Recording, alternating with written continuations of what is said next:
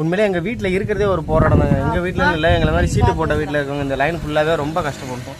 கரண்ட்டாக நினச்சா நிறுத்திக்கிறாங்க, நினச்சா போடுது. கிட்டத்தட்ட இப்போ ஒரு 1/2 மணி நேரமாக கரண்ட் இல்லையா? அங்கே மாதிரி குட்டி ஒன்றும் சொல்ல முடியாமல் உட்காந்துருக்கு. செல்ல குட்டி அவ்வளோ கசகசன்னு இருக்குது. நமக்கு வேர்க்குதோ இல்லையாங்க, குழந்தைங்களுக்கு தலை ஃபுல்லாக வேர்த்துருக்கு. நாளைக்கு வந்து இதுக்கு போகிறேங்க. ரொம்ப நாள் ஆச்சு. எத்தனை வருஷம் ஆயிருக்கும்? 2 வருஷம் ஆகுது. கிட்டத்தட்ட 2 வருஷம் கழிச்சு தாங்க நாங்கள் கோயிலுக்கு போகிறோம். குலதெய்வ கோயிலுக்கு போகலான்ட்டு இருக்கோம். நாங்கள் எப்போ கிளம்பினாலுமே எங்களுக்கு ஏதாவது ஒரு இது வரும், போக முடியாத சூழ்நிலை. இன்னைக்கு என்ன ஆனாலும் சரி தான் நாளைக்கு போயிடலாம் முடிவு பண்ணிட்டேன். அதனால போல இவங்க சொந்தத்துல யாரோ இறந்துருந்தாங்க ஒரு வருஷமா. போல அதுக்கப்புறம் பாத்தீங்கன்னா உடனே நான் பிரெக்னண்டா இருந்தேன்னா 2 வருஷம் ஆயிடுச்சு. பங்காளி இறந்து 1 வருஷம் போடாண்டாங்க. அப்புறம் என் ஒய்ஃப் ஃப்ரெண்டாக இருந்து அவ்வளோ டெலிவரி ஆச்சு போடாண்டாங்க. நாங்கள் கஷ்டமா இருக்கோம் நஷ்டமா இருக்கோம் அதெல்லாம் பார்க்க மாட்டாங்க. கோயிலுக்கு எதுவும் செய்ய முடியல, எங்களால் இப்படி பணம் கொடுக்க முடியலனாலும் நாங்கள் போய் சூட ஏற்றிட்டு அங்கே ஒரு 10 நிமிஷம் உட்காந்து வந்தால் ஏதோ எங்களுக்கு தெரிஞ்ச யாரோ ஒரு சொந்தக்காரங்கள்ட்ட ரொம்ப க்ளோஸான ஒருத்தவங்கள்ட்ட போயிட்டு ஏதோ ஒரு தெம்பு கிடைச்ச மாதிரி இருக்கும். அதுதான் கடவுள் ஒரு இதை உருவாக்கி வச்சிருக்காங்க. அப்படியாவது யாருமே இல்லைன்னு கவலைப்படாமல் இல்லாததுக்கு போயிட்டு நிறைய பிளான்லாம் போட்டிருக்கோங்க. ஊருக்கு போகலாம் அப்படி இப்படின்னு. இந்த கிளைமேட் ஏதோ மழை வர்ற மாதிரி மழை வருமானு தெரியல. ஒன்றும் சுத்தமாக எங்களால் இங்கே இருக்க வர முடியல. ரொம்ப ஹீட் ஜாஸ்தியா இருக்கு. வேற ஒன்றும் என்ன பண்ணுறதுனே தெரியாமல் முடிச்சு நின்றுட்டு இருக்கோம். நான் பாட்டிகிட்டே எங்கள் அப்பாட்ட சொன்ன நாளைக்கு போகலான்னு சொல்லியிருக்கேன். அவங்க என்ன பாட்டியை விட்டுட்டு போக மாட்டோம். அவங்க ஏன்னா அவங்களுமே போவாங்க. அவங்களுக்கு ரொம்ப பிடிக்கும். அவங்க குலதெய்வம் கோயிலுக்கு போகிறதுனா எங்கள் பாட்டி கட்டிக்கிட்ட ஊர், கேட்டுக்கிட்டே இருப்பாங்க.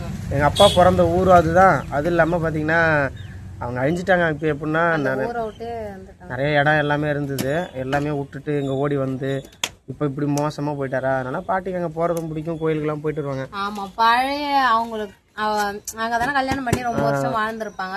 அந்த நினைவெல்லாம் தூண்டும். அதுவும் இல்லாமல் அவங்களுக்கு தெரிஞ்சவங்கலாம் அதிகம் பேர் அவங்க தான் எப்போ போறீங்கன்னு ரொம்ப ஆர்வமாக கேட்குறதே அதுதான். இனிமேலாம் அவங்க அந்த இடத்துக்கு போக முடியுமா? அந்த இடத்தெல்லாம் பார்த்து வேணா சந்தோஷப்பட்டுக்கலாம்.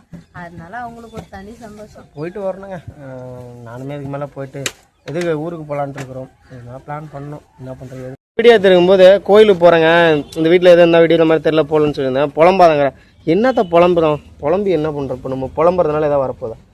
நடக்கிறதா சொன்னால் கூடமாங்க புலம்புறேன்னு சொல்ல இவளே சொல்ல ஆரம்பிக்கிறா. லைஃப்பில் இதெல்லாம் நடக்குதுங்க. எனக்கு மட்டும் இல்லை, நிறைய பேருக்கு உங்களுக்குமே இது நடந்துகிட்டு இருக்கும். என்னென்ன வீடியோவில் சொல்கிறேன் நீங்கள் சொல்லாமல் இருக்கீங்க, அவ்வளோதான் வித்தியாசம்.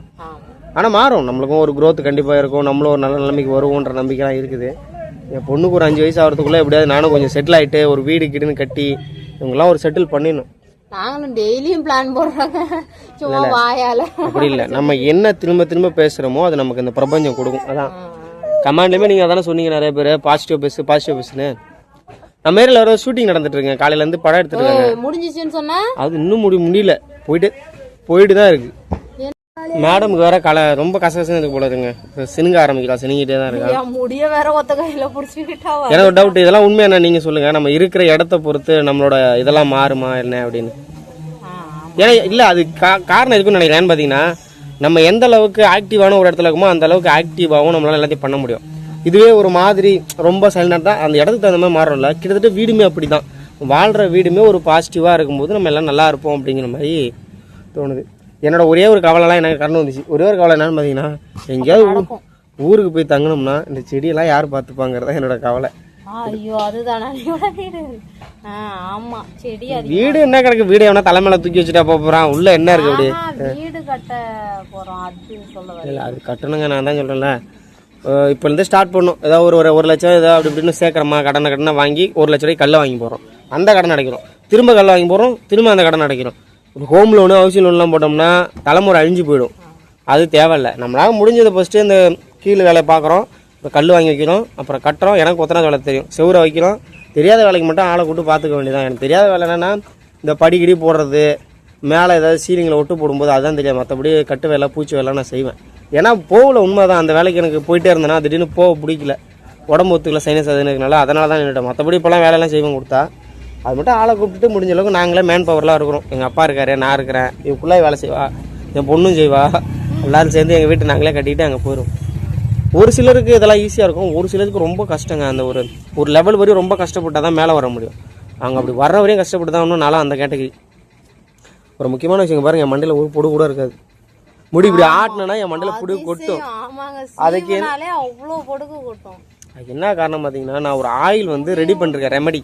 அந்த ஆயிலை போட்டால் அது நேச்சுரலாக டை மாதிரியே. ஆனால் அவனுக்கு தெரியல ஓசு சொறி வச்சு நேச்சுரலாக நரமுடியெல்லாம் மறையாதுங்க. ஆனால் நரமுடி இதுக்கு மேலே வராது.